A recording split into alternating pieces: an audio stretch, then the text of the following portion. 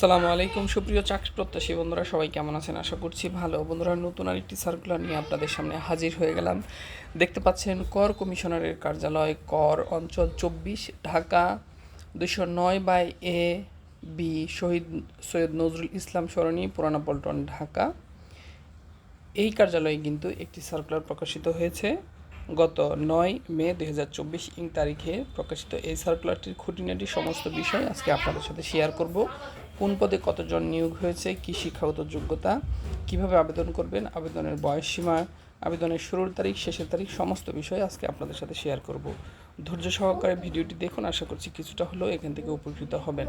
বন্ধুরা, এখানে দেখতে পাচ্ছেন অভ্যন্তরীণ সম্পদ বিভাগ কর 1-এর কার্যালয়, স্মারক নং দেওয়া রয়েছে এখানে। এই অনুযায়ী 13 থেকে 20 নং বিভিন্ন শূন্য পদে সরাসরি কোটায় অস্থায়ী জনবল নিয়োগের লক্ষ্যে ঢাকা বিভাগের অন্তর্গত নিম্নবর্ণিত জেলাসমূহের প্রকৃত স্থায়ী বাসিন্দাদের নিকট হতে তাদের পার্শ্ববর্ণিত যোগ্যতা সম্পন্ন প্রার্থীদের শর্ত সাপেক্ষে এই ওয়েবসাইটটিতে অনলাইনের মাধ্যমে দরখাস্ত আহ্বান করা হচ্ছে। বন্ধুরা, দেখতে পাচ্ছেন এখানে পদের নাম, বেতন স্কেল দেওয়া রয়েছে। 2015 সালে সর্বশেষ বেতন স্কেল অনুযায়ী বেতন কত পাবে সেটি বলে দেওয়া রয়েছে এবং শূন্য পদের সংখ্যা রয়েছে মাঝখানে। এরপরে প্রয়োজনীয় যোগ্যতা, অভিজ্ঞতা এবং শেষে রয়েছে জেলা, যে জেলার বাসিন্দাগণ আবেদন করতে পারবেন। 1 নম্বরে রয়েছে বন্ধুরা কম্পিউটার অপারেটর, গ্রেড নং 13। এখানে 11,000 টাকা থেকে 26,590 টাকা পর্যন্ত বেতন পাবে। এখানে পদসংখ্যা রয়েছে 1টি। এখানে শিক্ষাগত যোগ্যতা যে কোনো স্বীকৃত বিশ্ববিদ্যালয় হতে বিজ্ঞান বিভাগে স্নাতক বা সমমানের ডিগ্রি, এবং এখানে কম্পিউটারে কিন্তু আপনার অভিজ্ঞতা থাকতে হবে, অর্থাৎ কম্পিউটার জানা থাকতে হবে। ইংরেজিতে 25 এবং বাংলায় 30 শব্দ বিশিষ্ট বাংলায় 25 এবং ইংরেজি 30 শব্দ বিশিষ্ট গতিসম্পন্ন হতে হবে। এখানে সকল ঢাকা বিভাগের সকল জেলা আবেদন করতে পারবে। 2 নম্বর রয়েছে প্রধান সহকারী, গ্রেড নং 13। এখানে কিন্তু পদের সংখ্যা রয়েছে 16টি। বন্ধুরা, এখানে যে কোনো বিশ্ববিদ্যালয় থেকে স্নাতক ডিগ্রি বা সমমানের ডিগ্রি এবং কম্পিউটার বেসিক ট্রেনিং কোর্সে উত্তীর্ণ, কম্পিউটার ওয়ার্ড প্রসেসিং সহ ইমেইল, ফ্যাক্স পরিচালনায় দক্ষতা থাকতে হবে। বন্ধুরা, প্রত্যেকটি পদেই আপনারা দেখতে পাচ্ছেন কম্পিউটার আবশ্যক। অবশ্যই আপনাকে বর্তমান সময়ে এসে চাকরি পেতে গেলে অবশ্যই আপনাকে কম্পিউটার জানতে হবে। তাই দেরি না করে আজই যে কোনো নিকটস্থ কম্পিউটার ট্রেনিং সেন্টারে ভর্তি হয়ে কম্পিউটার দক্ষতা অর্জন করুন। 3 নম্বর রয়েছে উচ্চমান সহকারী, গ্রেড নং 14, 10,200 টাকা থেকে 24,680 টাকা পর্যন্ত। এখানেও পদসংখ্যা রয়েছে 12টি। এখানে শিক্ষিত বিশ্ববিদ্যালয় হইতে স্নাতক বা সমমানের ডিগ্রি, কম্পিউটারের বেসিক ট্রেনিং কোর্সে উত্তীর্ণ, কম্পিউটার ওয়ার্ড প্রসেসিং সহ ইমেইল, ফ্যাক্স পরিচালনায় দক্ষতা এবং অভিজ্ঞতা থাকতে হবে। 4 নম্বর রয়েছে 60 মুদ্রাক্ষরিক কাম কম্পিউটার অপারেটর। এখানে গ্রেড নং 14, 10,200 টাকা থেকে 24,680 টাকা পর্যন্ত বেতন প্রাপ্ত হবেন এবং এখানে পদের সংখ্যা বেশ কয়েকটি রয়েছে, 19টি পদ। এখানে শিক্ষাগত যোগ্যতা যে কোনো শিক্ষিত বিশ্ববিদ্যালয় থেকে দ্বিতীয় শ্রেণী বা সমমানের সিজিপিএতে স্নাতক ডিগ্রি, এবং এখানে খতে বলা রয়েছে কম্পিউটার দক্ষতা, গতে বলে দেওয়া রয়েছে word processing, email, fax machine পরিচালনায় দক্ষতা থাকতে হবে, এবং ঘতে বলে দেওয়া রয়েছে ষাটলিপি লিখনে সর্বনিম্ন গতি বাংলায় 45, ইংরেজিতে 70 শব্দ, এবং কম্পিউটার মুদ্রাক্ষরে সর্বনিম্ন গতি প্রতি মিনিটে বাংলায় 25 এবং ইংরেজিতে 30 শব্দ বিশিষ্ট হতে হবে। 5 নম্বর রয়েছে অফিস সহকারী কাম কম্পিউটার মুদ্রাক্ষরিক। এখানে গ্রেড নং 16, 9,300 টাকা থেকে 22,490 টাকা পর্যন্ত বেতন স্কেল। এখানে পদের সংখ্যা রয়েছে 20টি। এখানে শিক্ষাগত যোগ্যতা যে কোনো স্বীকৃত বোর্ড হতে অনন্য দ্বিতীয় বিভাগ বা সমমানের জিপিএতে উচ্চ মাধ্যমিক সার্টিফিকেট অর্থাৎ এইচএসসি পাস বা সমমানের পরীক্ষায় উত্তীর্ণ, এবং খতে বলে দেওয়া রয়েছে কম্পিউটার ব্যাপারে দক্ষতা, গতে বলা রয়েছে computer word processing, email, fax machine পরিচালনায় দক্ষতা থাকতে হবে। ঘতে বলে দেওয়া রয়েছে কম্পিউটার মুদ্রাক্ষরে সর্বনিম্ন গতি বাংলায় 20 এবং ইংরেজিতে 20 শব্দ বিশিষ্ট গতি আপনার থাকতে হবে।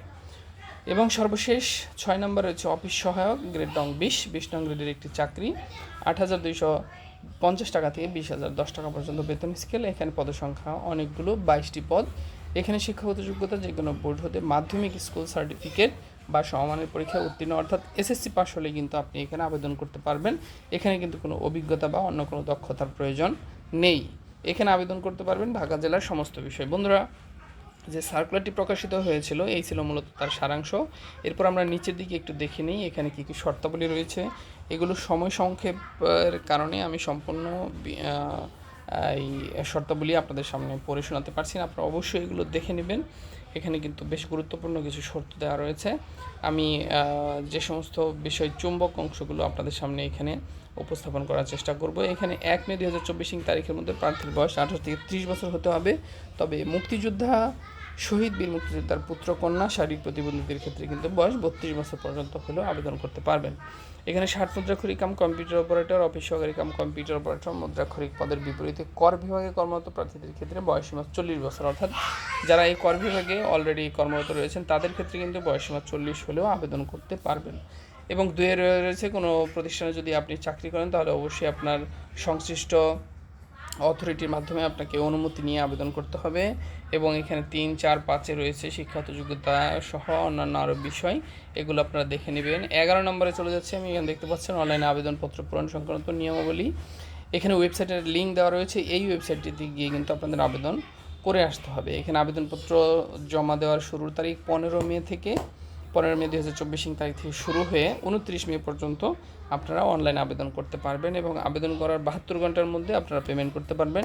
এবং এখানে ছবি এবং সিগনেচারের সাইজ কী হবে সেটি বলে দেওয়া রয়েছে। 300x300 পিক্সেল ফটো, 300x80 পিক্সেলের সিগনেচার, সর্বোচ্চ ছবি 100 কেবি এবং সর্বোচ্চ ফটো 60 কেবি হতে হবে, এর বেশি হলে কিন্তু সাবমিট নিবে না বন্ধুরা। এরপরে নিচের দিকে দেখছি আমরা ওমো নাম্বারে, এখানে দেখতে পাচ্ছেন 2টি SMS এর মাধ্যমে টেলিটক প্রিপেড সিমের মাধ্যমে আবেদন করতে হবে। 1, 2, 3, 4 এবং 5 এই পদের জন্য 200 টাকা, টেলিটক সার্ভিস চার্জ সহ 223 টাকা এবং 6 নং ক্রমিকের জন্য 100 টাকা, সার্ভিস চার্জ সহ 112 টাকা 72 ঘন্টার মধ্যে অনলাইনে জমা দিতে হবে। কী ফরম্যাটে এখানে SMS প্রেরণ করবেন সেটিও এখানে বলে দেওয়া রয়েছে। Tax 24 space user ID send করতে হবে 16222 এই নাম্বারে।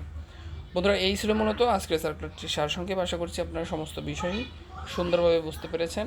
এরপরেও যদি কারো কোনো কনফিউশন বা জিজ্ঞাসা থাকে অবশ্যই আমাকে কমেন্ট বক্সে জানাবেন, আমি চেষ্টা করব সেটি সমাধান করে দেওয়ার। সবাই ভালো থাকবেন, সুস্থ থাকবেন। আসসালামু আলাইকুম।